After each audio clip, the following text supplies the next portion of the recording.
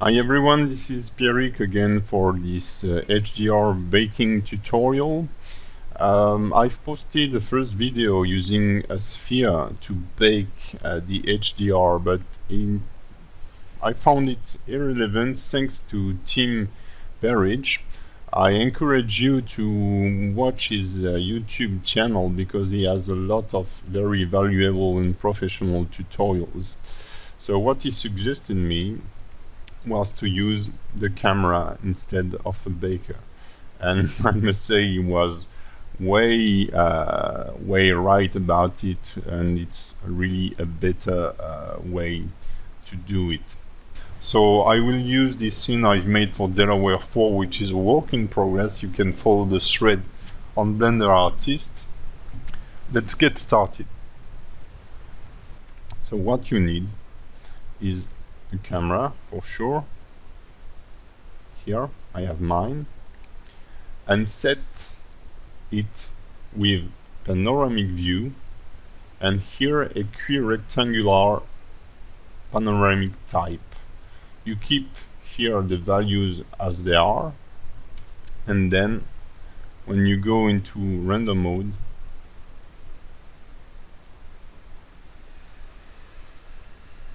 you can see your HDR, your accurate rectangular map baked or ready to be rendered. Okay, so the second step I've done here was to create in the node editor for the layers a path to save some specific passes. I've used the emission, the Z passes, and the combine. On the first shot, I've tried to export kind of all the passes, but when it's in HDR, you can do really nothing in Photoshop to change the value. But the Z is pretty important because it will allow us to give it a little depth of field. So to turn the Z pass into pixels and output it as a PNG or even an HDR, but it's not really useful here, just add a normalized in vector here, a normalized node, then add a mixed node with black and pure white value.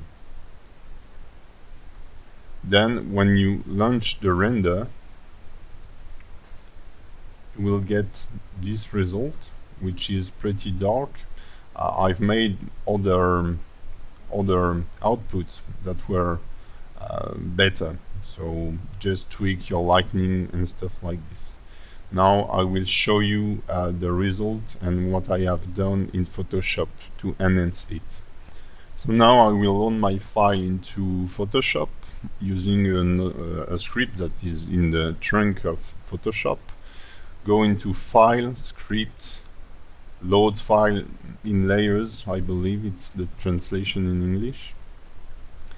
Here I will only select my combine pass and my emission pass because the Z pass is in PNG 8-bit, and it will turn all the passes in 8-bit, and I want to keep the HDR format.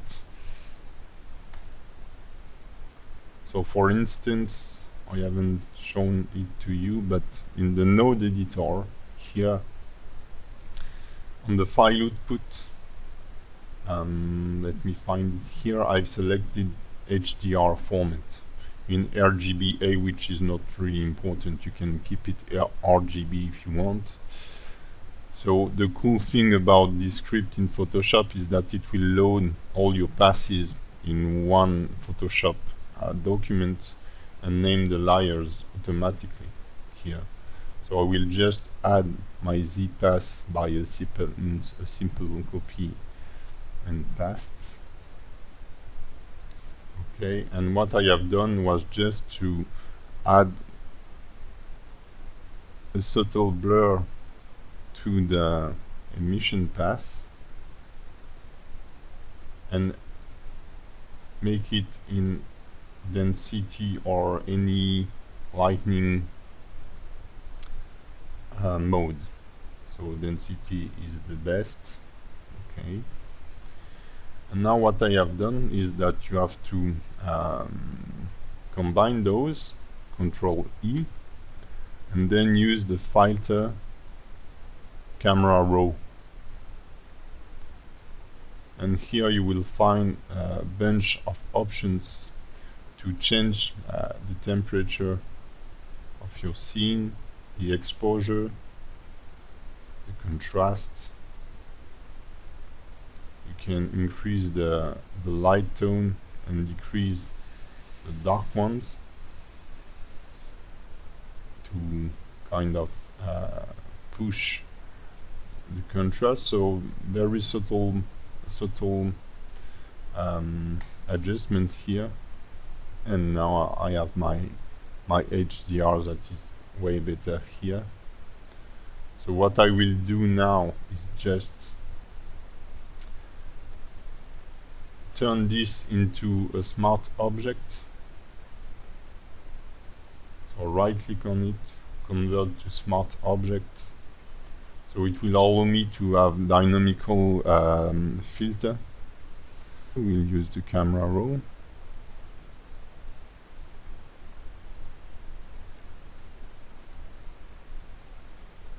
And reduce the exposition, the exposure, sorry, so that we won't have a strong effect, a strong blur. I will boost my contrast and darken the whole thing.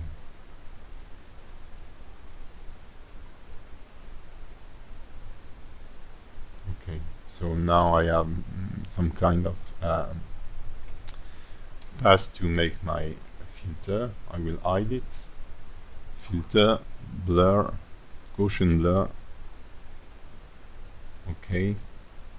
Now you alt click on the mask of the Gaussian blur. Control Shift V. So now I should have this subtle blur in the back. Okay, that's really subtle here. So you don't need to use it currently because it's an HDR. I like to use depth of field and stuff like this to enhance my render. Okay. There is another way to do it, and I think it's maybe better to do it this way, even if you won't have this kind of control and flexibility that you have in Photoshop or even in Blender Compositor. And it's to use here in the scene option the color management, and there are a bunch of options that are really awesome. So if I go into render view mode here, you will see the difference. Directly here I have those really cool tones, etc. To do so, you go in color management, and in the display device you use sRGB, but in the render you will use the raw. You will see if I turn it to default, it's really and contrast and flat, while in raw mode we get something with deeper dark area and lighter colors here. And it will allow you to play with the exposure and the gamma value. So by default it's at 1, at 2, I prefer it. And you also have some really nice collection of camera here available. I've used the Vista 800. Just switch from one to the other like this, and you will see the result. If you want darker tone, warmer, colder, or thing like this, I just found this one appealing for this rendering, and play with the gamma and exposure, and you will get, I think, a more accurate result. The only problem here is that if you haven't set it before you have launched the render, is that you have to relaunch the render. Before you launch the render, at least your final render, you may check the light path and use full global illumination. It will bump up the bounces level. On my former render, I've put them at 30, which is pretty high already. But the more bones you have, the more detail you will have. You may face some noise, so that's a balance, that's a matter of test. And now if I test it, you will see that I get kind of the same result as in the former video, but it's way less grainy, for sure. Here on the simple sphere, when you set your HDR, just use the coordinates mapping. It will allow you to make the map rotating like this. This is a simple sphere with a glossy shader, and you will load your map. So let's try the new one. Okay, and then plug the color into the background color of your environment and use this simple set of nodes, add then multiply to set the strength. I will just add subdivision modifier to the sphere so that it will be smoother. Okay, and if I increase the gamma, I will see my wall scene. Let's put it to 0.5, while here I will increase the exposure. So I like to have a big exposure and a small gamma correction because it will sharpen the shadows. If I add a plane here,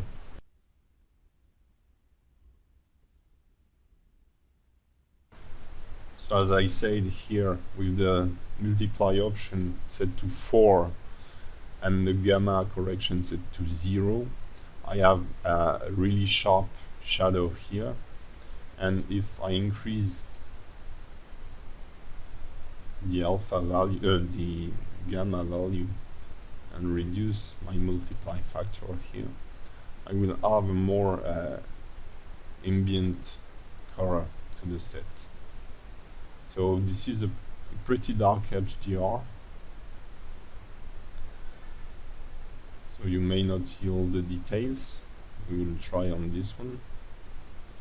So currently here, using the benchmark model is not the best because it's a car, and in such a small environment it's not really relevant. Maybe a rat or something like this, a dark creature, would have been better, but it showcases you how an HDR can make all your lighting so good without dealing with a lot of things, and how it's easy to make it change the direction using this simple input.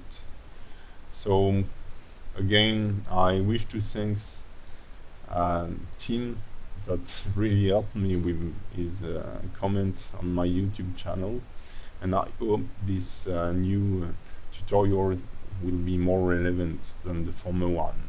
So I encourage you just to watch this one.